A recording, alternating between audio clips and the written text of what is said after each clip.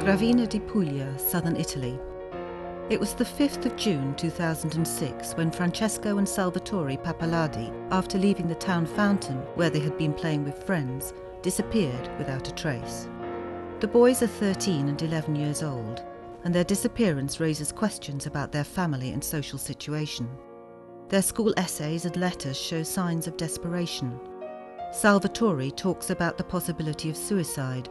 Francesco writes to his mother, "Mama, this pig makes our lives stink."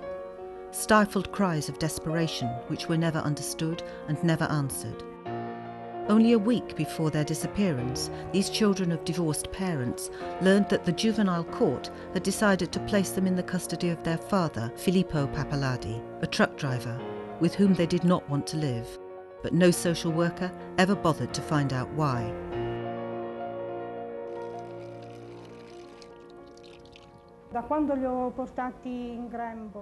Ever since I was carrying them, you could say from the start of the pregnancies to the day they were born, I had to fight to make sure these kids saw the light of day and in as healthy a state as possible.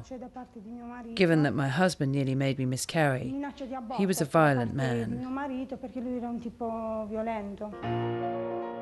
The reports that Rosa Carlucci files with the authorities regarding all sorts of violence against her boys go unanswered. No one believes her, despite the medical certificates she presents. She's separated, and she comes from a much talked about family. Her natural mother sold her at birth to a childless couple who adopted her for €400. The response Rosa receives from the social workers when she reports that Francesco has been allegedly sexually abused by her husband is astonishing. They said to me, "Madam, grin and bear it. That's life." At this point, Rosa runs away with the two boys to an institute for women who've been sexually abused in faraway Turin.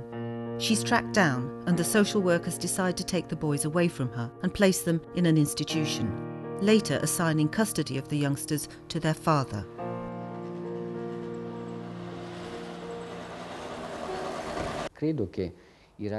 I believe that the boys left traces, including some written clues, as to their whereabouts. And I also believe that the family court has evidence that their situation at their father's house was not ideal. So they wanted, indeed actually hoped for, a different family environment when they ran away. No one listens to the children, and they simply vanish. Meanwhile, Rosa Carlucci has other troubles as well. While the investigation is underway, her live-in companion is arrested for sexually abusing a female minor. Rosa's adoptive mother falls seriously ill, and her 16-year-old daughter, Filomena, only recently placed in Rosa's custody, refuses to leave the house because she's afraid of her father. When my daughter came here to live, I no longer recognised her. She was not the Filomena that I gave birth to and raised. She was a different girl. The juvenile court had ruled that Rosa should receive psychological support at home even before those events had taken place, but once again the social services failed to knock on her door. Local public suspicions, heightened by her former husband's accusations against her, isolated Rosa completely. Even her natural mother accused her. Were they kidnapped? No, I don't think so. All I think, trusting in my faith in the Lord, is that she has them, that my daughter knows where the boys are.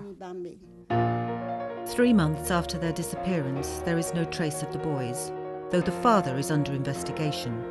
Someone confessed to having seen him clash with his sons shortly before their disappearance. The juvenile court and the social workers refused to answer reporters' questions.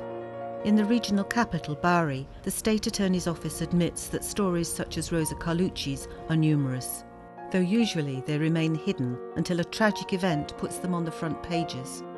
The women involved remain silent for fear of being shunned, the way Rosa has been.